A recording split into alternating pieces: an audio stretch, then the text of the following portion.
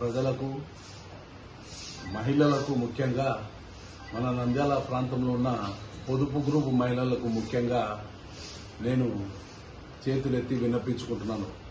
మహిళలారా, మీరు మేలుకోండి. నేను చెప్పే ఈ మాటలు మీరు సరిగ్గా అర్థం చేసుకోమని మిమ్మల్ని వేడుకుంటున్నాను తల్లి.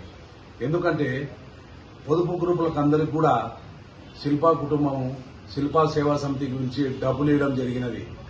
ఆ డబ్బులన్నీ కూడా రేపు ఎలక్షన్ అయిపోగానే ఖచ్చితంగా మీరు వాళ్లకు ఎన్నిక కట్టాల్సిన అవసరం ఉన్నది. ఆలోచన చేయమని అడుగుతున్నాను.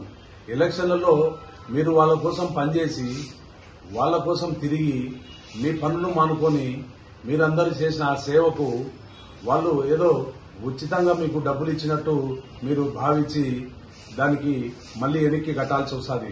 మీరందరూ కూడా ఒకసారి ఆలోచన చేయండి. ఒకసారి ఈ గోకుల్ రెడ్డిని గెలిపించి చూడండి. మహిళలు మీరు ఎవరే గాని వాళ్లకు ఒక రూపాయి కూడా ఎన్నిక కట్టాల్సిన అవసరం లేదు. అదేవిధంగా ఇంకొకటి ఏం చెప్తున్నానంటే, ఓన్లీ నంద్యాల టౌన్ లో ఉన్న మహిళా గ్రూపులకు మాత్రమే వాళ్ళు డబ్బులు ఇవ్వడం జరిగింది.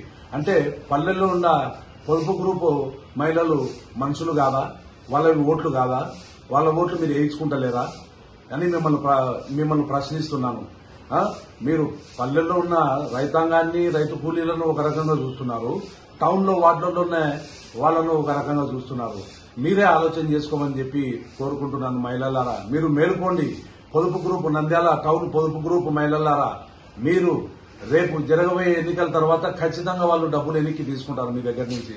ఆ డబ్బులు మాఫీ కావాలంటే ఒకసారి హస్తం గుర్తుపై ఓటు వేసి గోకుల్ రెడ్డిని గెలిపిస్తే మహిళలు మీరెవరే గాని ఒక్క రూపాయి కట్టాల్సిన అవసరం ఉండదు. నేనుంటాను మీకు ముందర, నేను చూసుకుంటాను దాని గురించి. ఒకసారి మీరందరూ ఆలోచించమని చెప్పి చేతులెత్తి వేడుకుంటున్నా తల్లులారా.